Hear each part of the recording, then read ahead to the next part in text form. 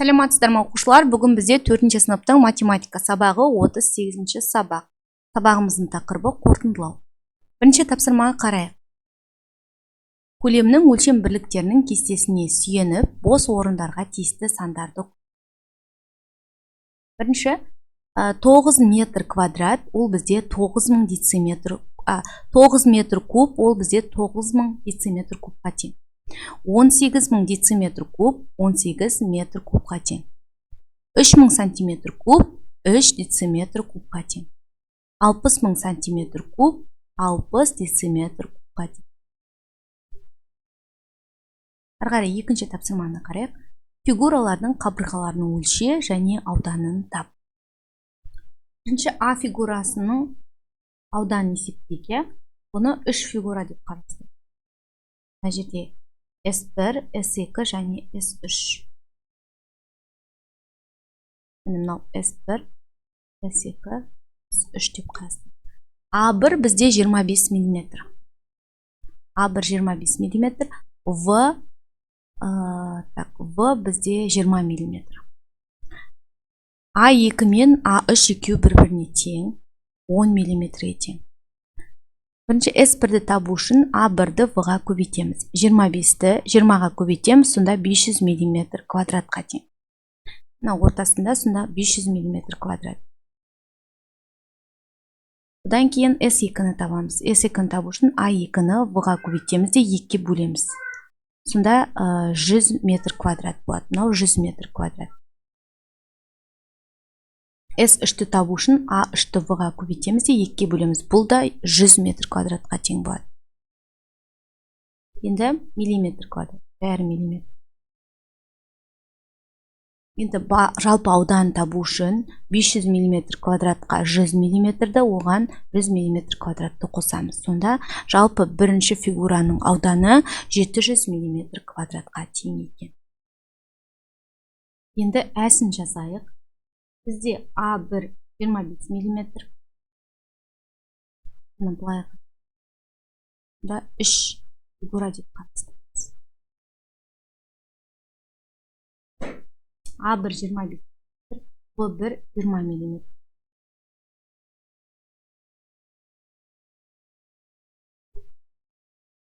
А2 мен А3 бір.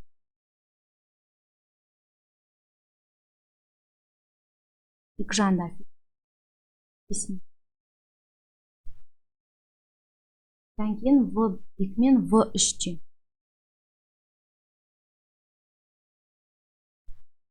Екеуі де 10 мм-ден. Енді жалпы ауданды табуымыз керек. Ауданды табу үшін S1-ге S2-ні, оған S3-ті қосамыз. Бірінші S1-ді табу. А1-ге В1-ді көбейтеміз. 25-ке 20-ны көбейтеміз.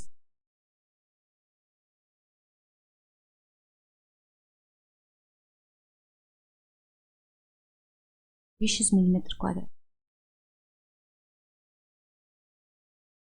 Енді S2-ні табу. S2-ні табу үшін А2-ні В2-ге көбейтеміз. А2 бізде 5 мм,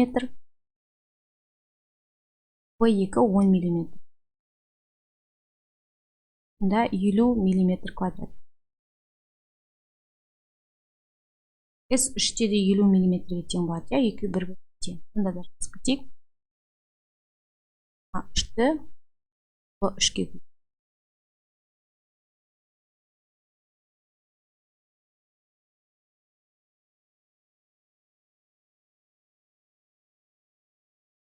Енді жалпы ауданды табу үшін үшеуін бір-біріне қосамыз. 500 мм-ға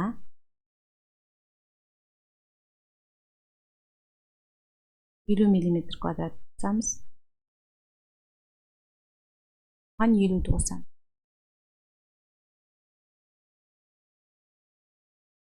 Сонда 600 мм квадрат. Жауабы екінші. 600 мм.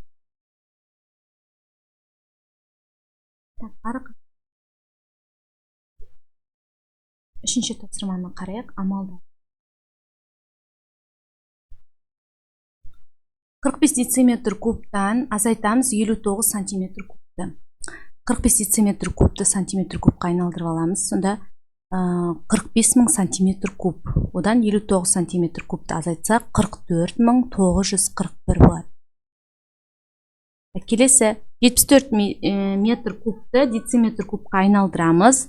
74.000 дециметр куб. Одан 145 дециметр кубты азайтамыз. Сонда 73.855 дециметр куб болады.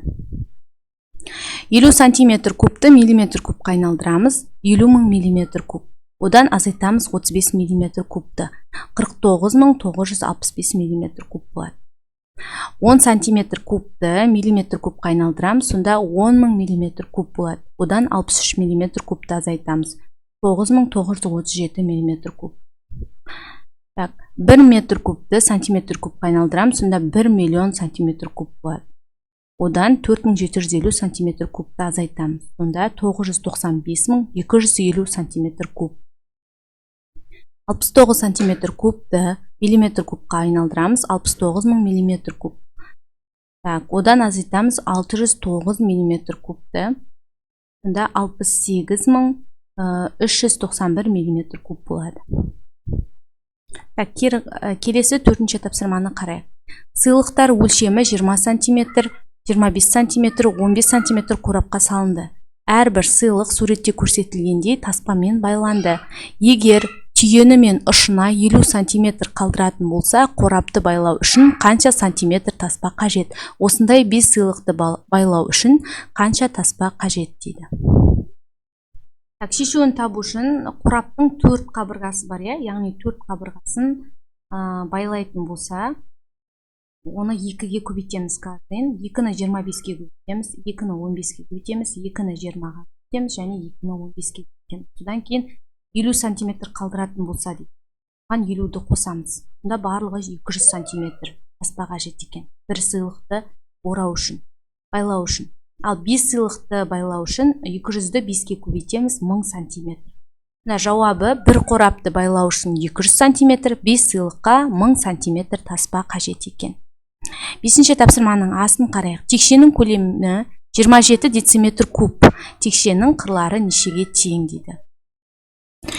Берілгенін жасамыз. В тең болады. Яғни текшенің көлемі 27 дециметр. Аны табуымыз керек, яғни қырын. Бұл жерде текшенің барлық қабырғалары тең болады. Яғни 27 бір қабырғасын табу үшін 27 қай санның кубы екенін табуымыз керек. Ол 3 санның кубы. Яғни 3 санның кубы 27-ге тең. Сонда А 3 дециметрге тең. Жауабы текшенің қыры 3 дециметр. Енді бұлай сандық деректер таңдап алып, осыған ұқсас есеп құрастыр дейді. Мысалы, текшенің көлемі 125 сантиметр куб. Текшенің қырлары нешеге тең деп алдық.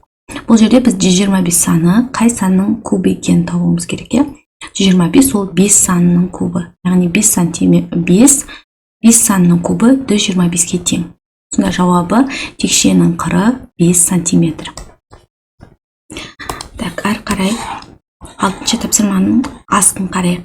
Шипажайдың бір бөлмесіне жөндеу жұмыстарын жүргізу үшін әр қайсында 12 метрден болатын 8 орам түс қағаз керек дейді.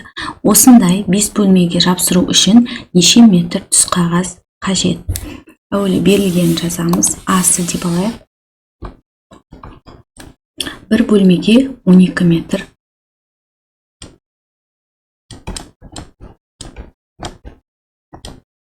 Метрден болатын 8 орам түс қағаз дейді.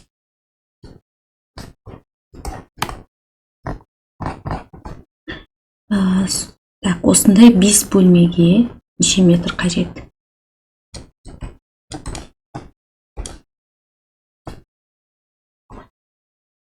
Шешу табу үшін бірінші 12 метрді бір бөлмеге 8 орам қажет дейді. Яғни 8 орам неше метр екенін табамыз. Сонда 12 метрді 8-ге көбейтеміз. 96 метр.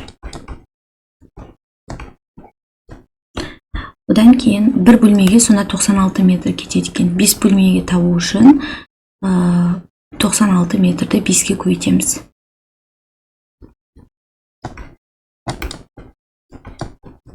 Да 480 метр. Жауабы 5 бөлмеге 480 метр түс қағаз қажет.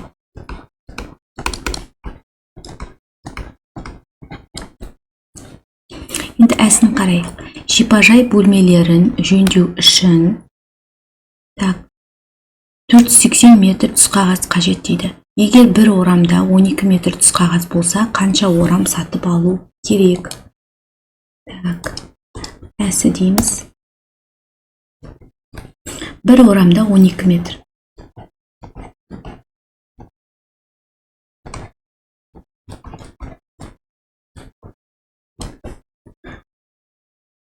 Бір орамда 12 метр. Қанша орам сатып алу керек белгісіз. Барлығы 480 метр. Бұл жерде белгілі, барлығы 480 метр, яғни оны 12-ке бөлеміз.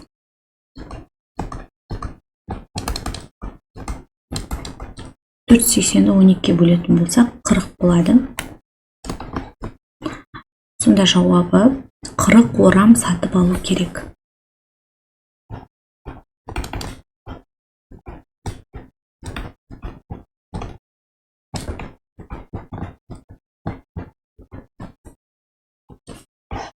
Әрі қарай 7-ші тапсырманы қарайық.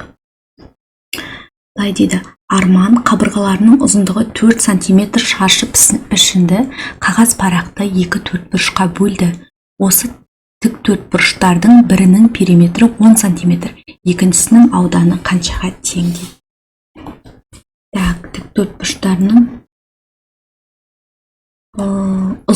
қабырғаларының ұзындығы 4 см екен. Жазамыз, А тең болады 4 см. Біреуінің периметрі 10 см деп тұр, яғни P1 деп алайық.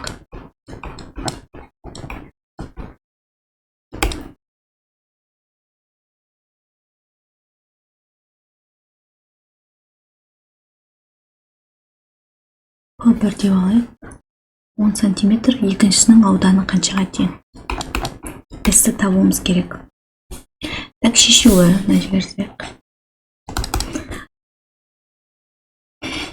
Периметрді табу үшін бұл жерде 2-ні көбейтеміз. 4-ті қосамыз А1-ге. Мұнда 10 шығып тұр. Енді орнына қойып, 4 қосу А1.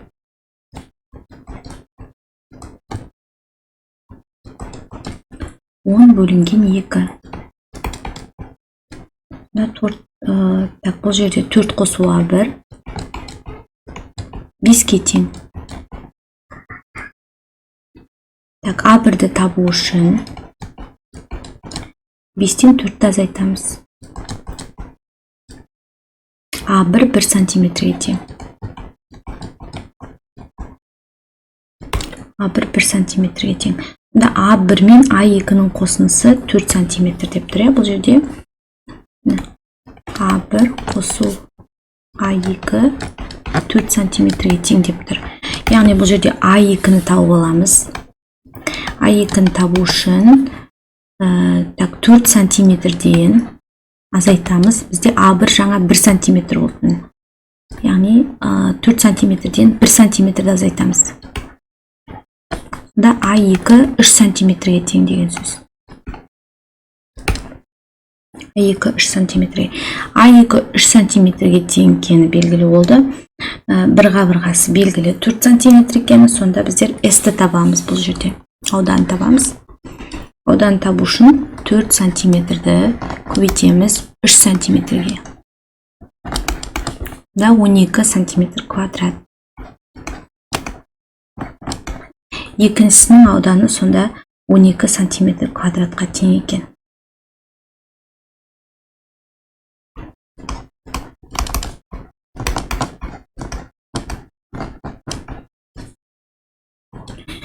Ары қарай 8-ші тапсырманы қарайық.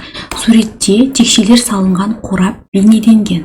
Осы қорапқа ең көп мөлшерде қанша текше сыйғызуға болады? Егер текшелердің қабырғалары 4 см екендігі белгілі болса, қораптың көлемін табуға бола ма дейді. Бұл жерде А қабырғасында неше текше бізде? Мынау А қабырғасы тек, мынау Б қабырғасы тек, ұзындығы ені. Енді қараңыз, А қабырғасында 1, 2, 3, 4, 5, 6 текше бар. А қабырғасында 6 текше бар, В қабырғасында 3 текше бар. Ал С қабырғасы бұл мына жерде биіктігі, қараңыздар, биіктігінде бұл жерде 2 текше сияқты биіктігінде. Енді былай деп тұр, бізге текшенің қабырғалары 4 см деп тұр. Қанша текше сияды? Бұл жерде бірінші текшенің көлемін есептеп аламыз. Яғни 6-ны 3-ке, оны 2-ге көйтеміз, сонда 36. 36 да. Одан кейін А-ны табу үшін 6-ны 4-ке көйтеміз, 24 см. Б-ны табу үшін 3-ті 4-ке көйтеміз, 12 см. С-ны табу үшін 2-ні 4-ке көйтеміз, 8 см. Енді көлемін табамыз. 24-ті 12-ге, оны 8-ге көйтеміз, сонда 2004 см. 2004 см. Сонда жауабы бұл жерде қорапқа барлығы 36 текше сияды, ал қораптың көлемі 2004 см екен. Енді 9-ші тапсырманы қарайық. Егер торкөздің қабырғасы 5 мм-ге тең болса, фигураның боялған бөліктерінің аудандары қанша болады дейді. Бұл жерде боялған торкөз 11, санайық. 1, 2, 3, 4, 5, 6, 7, 8, 9, 10, 11. Қазір мынаны мына жерге жазайық.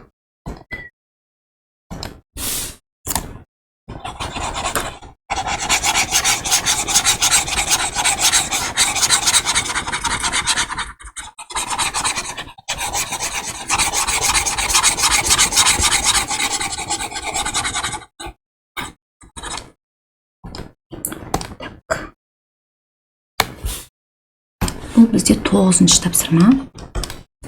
Боялған 11 торкөз бар.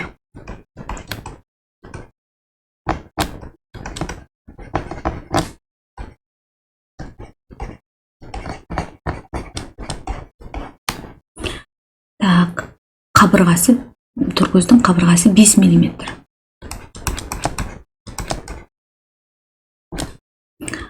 Біз ауданын табуымыз керек.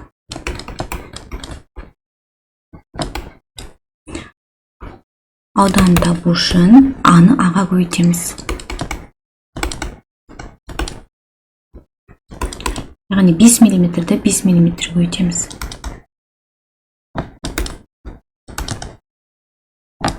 Сонда 25 мм квадрат. Енді бұл жерде 11 торкөз бар, сондықтан 25 мм квадратты 11-ге көйтеміз.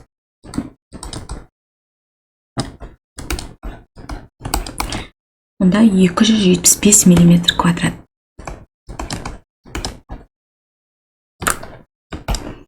Жауабы боялған бөліктің ауданы 275 мм квадрат.